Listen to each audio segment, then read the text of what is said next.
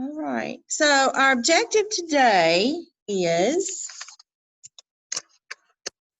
solve compound inequalities.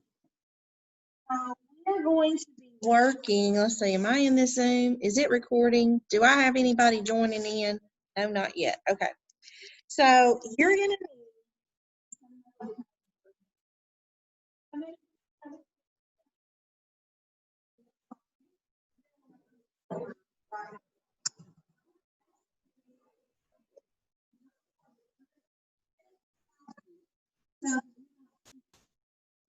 because I know that's just part of it. If I'm at home and I'm supposed to be working, I'm tempted to fiddle with mine. And we're going to see if anybody jumps in our Zoom today as we get ready to talk about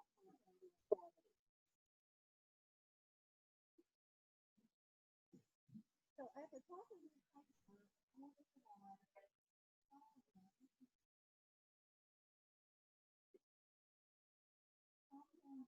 of solving compound inequalities.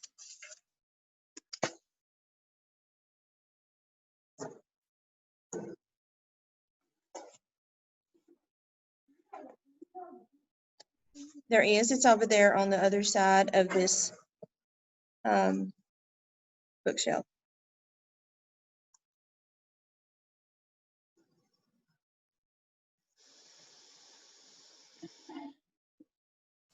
Okay.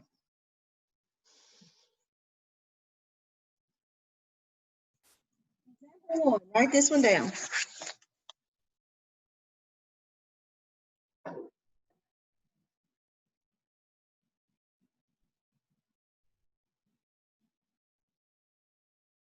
$17 is less than or equal to 2x plus 7 is less than or equal to 29.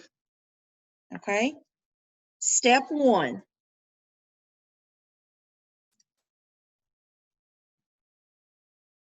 Guys, I bet you have never in your life seen two inequality symbols and some variables and some expressions. It kind of has some stuff in there that looks like an equation, and then it's got a whole bunch of junk, right? Just it's a lot going on in this problem. So we're going to break this down into two parts. Now I want you to pay attention to the part in the middle. This part in the middle, it gets used twice, okay? So step 1 is called split the problem into two inequalities.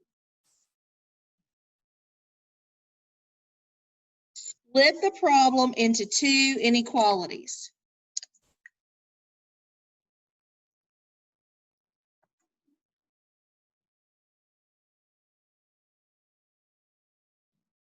That's the first one right there. See what I put in the blue box? I covered up the last inequality symbol and the 29. I put a blue box around the other part. That's the first one. You're going to write it up here. 17.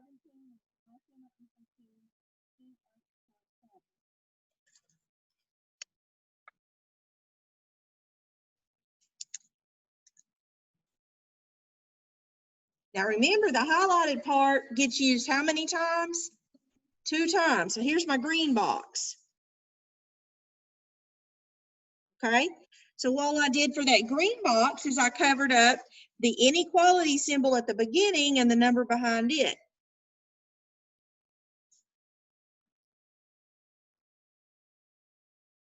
And I want you to write this word in between it, and. And is a very powerful word in this lesson. And is a very common word in the English language. You use it all the time to join things together. And that's what it's used for here, for joining stuff. Well, eventually we will. The next thing you do, if all that stuff bothers you, sometimes it bothers people to see so much stuff going on. So at this point, all I want you to focus on is that problem right there. And I want you to focus on solving it for x. That means just getting the x all alone, like we've been doing in equations and these inequalities we've been working. What do you think we should do first, Deja? Perfect.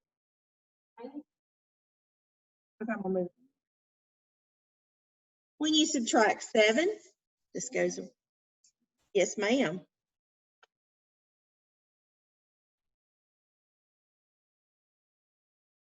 Perfect. Divide. I think 10 divided by 2, 5.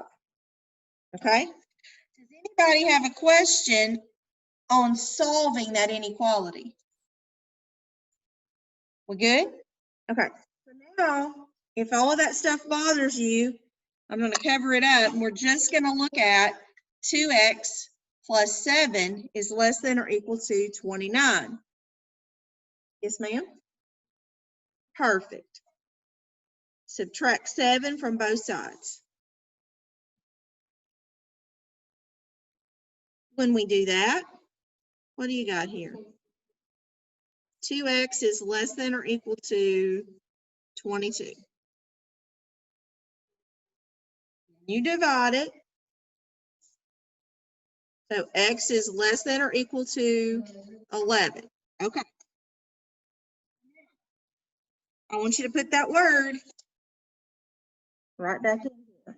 Okay. So this was step 2. Solve each one. That's what we did. We solved each one. Step 3 is graph.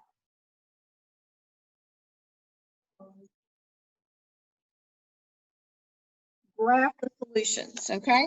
So your number line needs to make sure it includes both of the numbers involved in the solution. It honestly needs to go a little further than one on each side. Okay, let me get back to color coding. Let me do it with blue since I'm doing the blue one over here. Or I'm gonna do my numbers in black and then I'll graph that in blue. I'm gonna start with 0.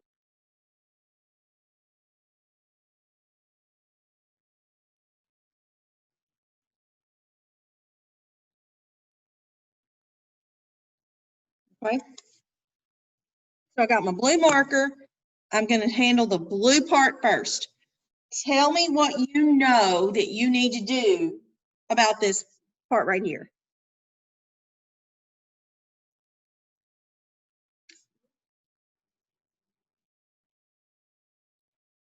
What does graphing involve?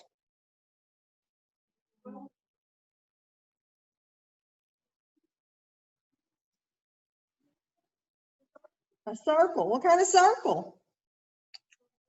A whole circle. Is it shaded or unshaded? Shaded. Where do I put it? On the 5. Now, I have to test some numbers, don't I? Okay. So I'm going to test 4 in this inequality. Is 5 less than or equal to 4? Or is 5 less than or equal to 6? One of those is false, one of those is true.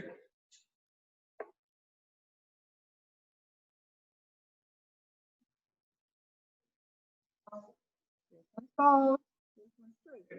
I'm going to say this side all the way. What number's all the way out there? Yeah, past it. If I keep going, where do I stop? Doesn't stop, does it? How far does it go? All the way to what? What's that word we use to say? Eternity is close. It's infinity, but infinity and eternity, it's the same idea. Infinity is the word we use when we're dealing with numbers. Eternity is what we use when we're dealing with our spiritual aspect and our soul. Okay, let's handle the green one. I got my green marker. What are we going to do? Okay, where at? I mean, Do I test to start by testing? Is there something I didn't need to do before I test? Good. What kind of circle? Okay, shade it in. So good. Test what now? 10. Is 10 less than or equal to 11? Or is 12 less than or equal to 11? Second one's false, first one's true. So I'm going to shade this way on the green, all the way. What does it mean when I'm shading all the way this way?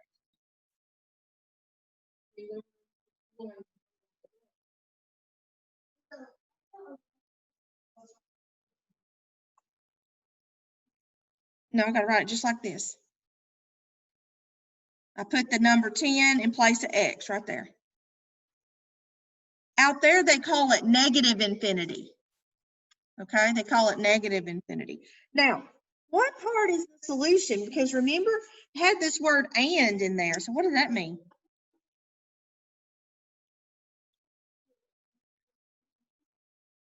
What does it mean? You have to be greater than 5 and less than 11. Like, which numbers satisfy both of those at the same time? When it says and, you have to satisfy both of them at the same time. What number might do that? The numbers in between. So this is actually the part right here that's your solution. Okay. I'm going to draw another number line down here. 5 to 11. Both of them had a colored circle, and it's what's in between them. This is the solution. This is how you represent it graphically. You also represent it as an inequality. You write 5 is less than or equal to X is less than or equal to 11. So you kind of take these and you put them together to create this. This is called the graphical representation. This is called the inequality notation. Okay, this part right here. And there's one more way you can write it. And normally kids don't get to learn it until Algebra 2, but I can tell y'all can handle this. So I'm gonna show you how it's. This is called interval notation. Now, why are those dots colored in on those numbers 5 and 11?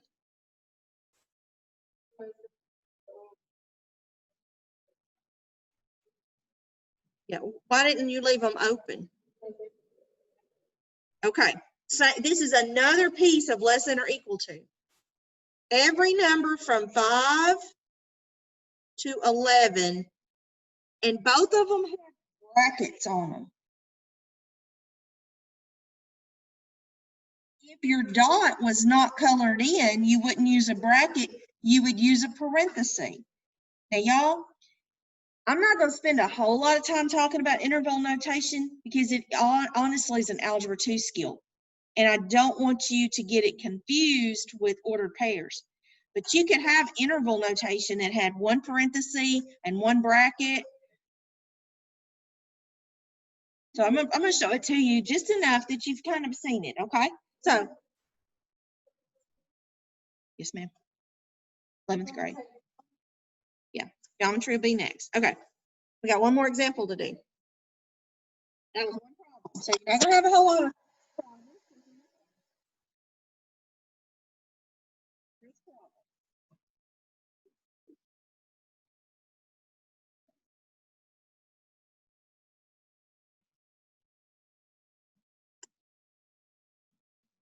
equality.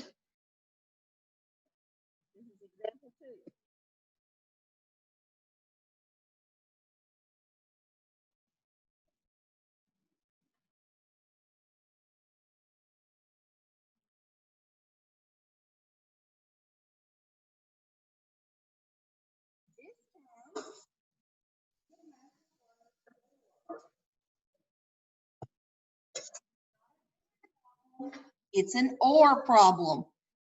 A little bit different. Probably it's a little bit easier because you do not have to split this one. Step one while ago where we had to split the problem, you don't have to do that. This is ready to go. Okay, this is ready to go. Yeah, we're gonna have some practice on this here in just a minute. So step one here is not to split the problem, it's to solve. I'm going to do that in color marker. So I'm going to rewrite this first one. 3t minus 5 is less than negative 8. I'm going to write it with blue. Okay. All right. If you're bothered by all of that, I'll cover everything up but what we're working on. And what is it that you think I should start adding? Add 5, okay? So this is 3t is less than, good.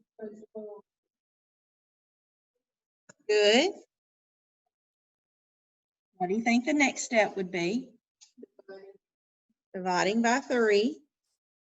T is less than -1. Now, I did not change the direction of the inequality because I did not divide by a negative, okay?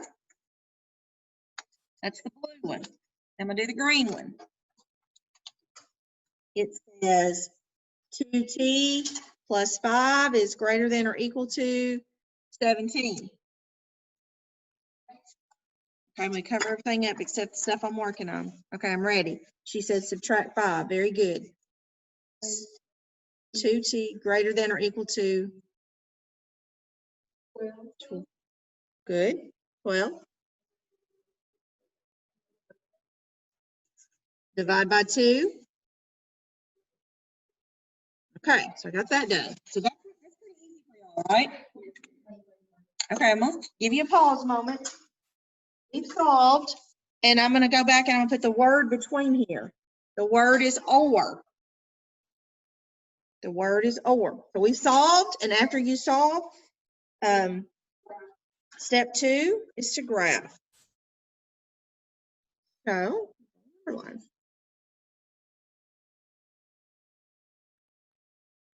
I'm going to start out here with like -3, -2, -1, 0, 1, 2, 3, 4, 5, 6, 7, 8. And fill it. Got my number line. I did my solving. Now I'm ready to graph. Graph each one.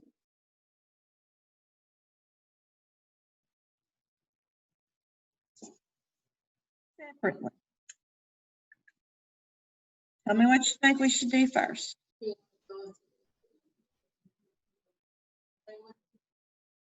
Okay, do I need to shade that in? No. After you've identified that, you need to test. Is -2, oh, you want to use -3? We can do that. Is -3 less than -1? Or is 0 less than -1? This one was true. This one was false. I'm shading this way, right? Now tell me what number's all the way out there at the very end.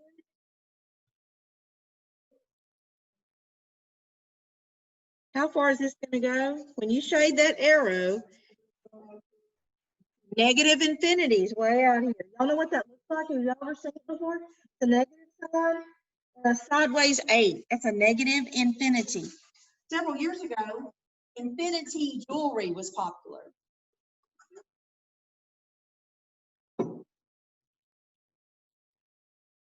Okay, so I got that part done. I'm going to switch colors. I'm over here on the green one. What are we going to do here? Okay, I got that done. Okay. Okay. Is 5 greater than 6? Or is 7 greater than or equal to 6? Okay. So which side do I shade? All the way out there, right? So this is the graphical representation of the solution. You don't have to redraw this number line like we did a while ago, because this problem is an OR problem. Is there any overlap of the blue and the green? No. To be in the solution of this problem, you either have to be in the blue or you have to be in the green. You don't have to be in both at the same time. So this is what the answer looks like in inequality notation.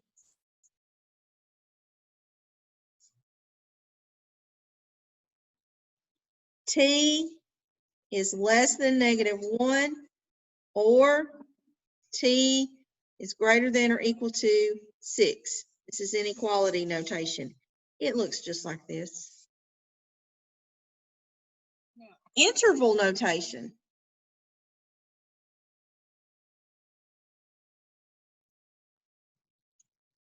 The answers go all the way from -infinity up to -1. That's the blue section. On that in blue. You can't really see it, can you? Let me do it in blue. Let me do it a little bit bigger so you can tell what I'm doing. The answers go all the way from -infinity to -1. And then the green part goes from 6 to infinity.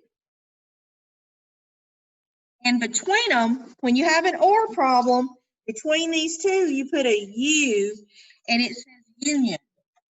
You know, marriage is a union. That's a joining of two parts. That's what that's talking about. Now let's talk about interval notation. It's not hard. I just want you to be sure you know all the little details.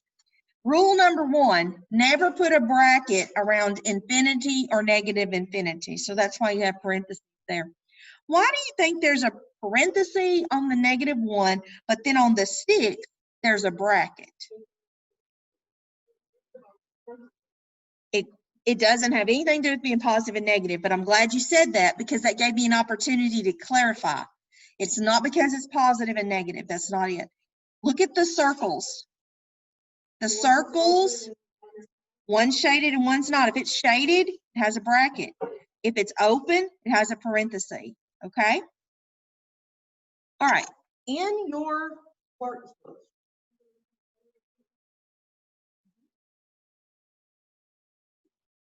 workbook, on page 99, I'm going to take a picture of it and put it in your team notebook so you'll be able to access it. Page 99.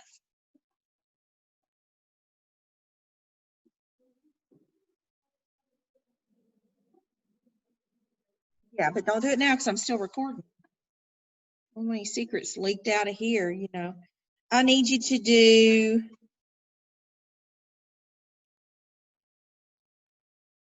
three through 17 odd.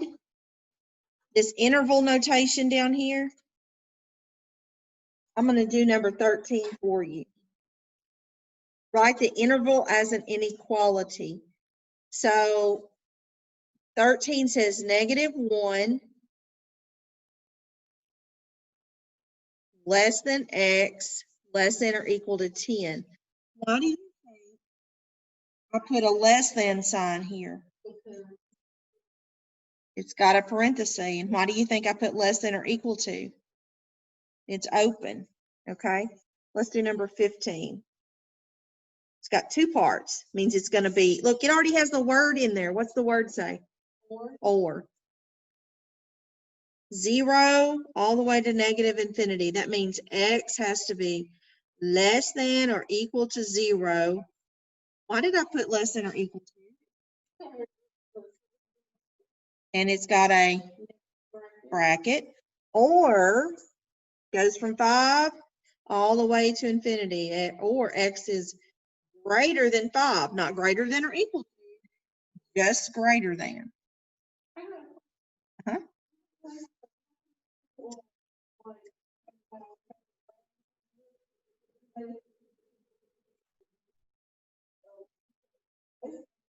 How did I know it was less than? Because it started at 0 and the other number paired with 0 is -infinity and it's smaller than 0. okay? And another number paired with 5 is bigger than 5, so it must be all the numbers bigger than 5. When it's just 2, like this on 17, it's going to look like 13. You're just going to replace the numbers and watch your underscores or not. Okay, so here's your assignment. I'm going to end this recording.